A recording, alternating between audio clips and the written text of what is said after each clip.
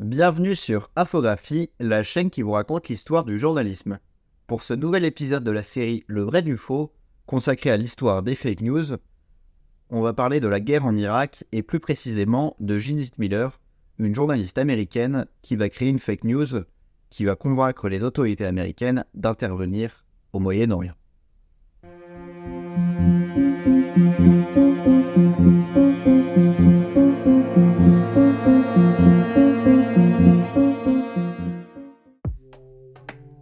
Pour vous replacer dans le contexte, après les attentats du 11 septembre 2001 perpétrés par Al-Qaïda, le gouvernement américain veut mettre la main sur Oussama Ben Laden, le chef du groupe terroriste qui serait alors réfugié en Afghanistan.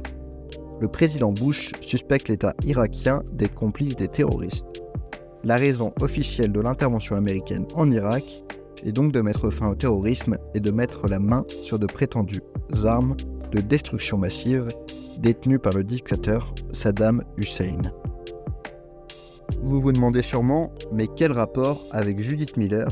On y arrive.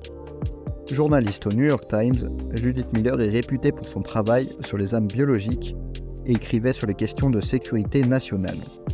Le 8 septembre 2002, elle publie avec Michael Gordon un premier article concernant des armes de destruction massive en Irak. L'article affirme que l'Irak accélère le processus de recherche pour produire une bombe atomique. La publication relate l'interception de tubes en aluminium à destination de l'Irak. Ces fameux tubes servent à construire l'arme nucléaire, d'après ces sources qu'elle ne cite pas.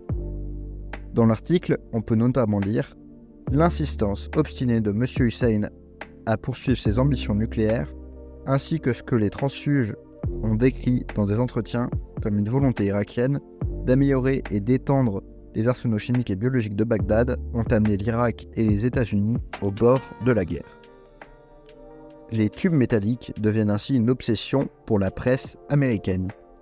Après la publication de l'article, le gouvernement américain s'empare du sujet.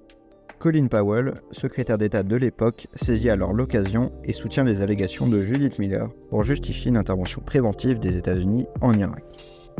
Le 21 avril 2003, Judith Miller est en Irak avec une division de l'armée américaine.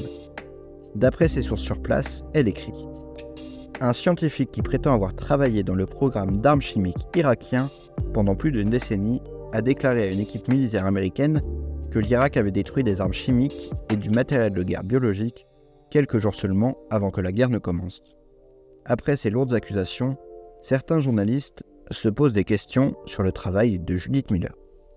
C'est le cas de Howard Kurtz, journaliste au Washington Post, qui rédige un papier sur un échange par mail entre Miller et John Burns, le chef du bureau du Times, à Bagdad.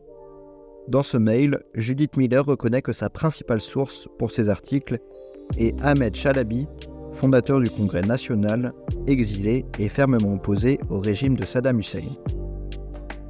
Un an après, le 26 mai 2004, le New York Times publie un édito dans lequel le journal reconnaît un manque de rigueur journalistique dans certains articles concernant la guerre en Irak, sans citer spécifiquement Judith Miller, qui a pourtant rédigé 10 des 12 articles mis en cause. En octobre 2005, le New York Times reconnaît que 5 des 6 articles de Judith Miller sur les armes de destruction massive en Irak étaient faux. Et c'est déjà la fin de cette vidéo sur Judith Miller et les armes de destruction massive en Irak. Si la vidéo vous a plu, n'hésitez pas à laisser un j'aime et pensez bien à vous abonner à la chaîne. Si vous souhaitez en apprendre plus sur le sujet, les ressources qui m'ont permis de réaliser cette vidéo sont en description de la vidéo. C'est le moment pour moi de vous dire à bientôt pour de nouvelles histoires de journalisme.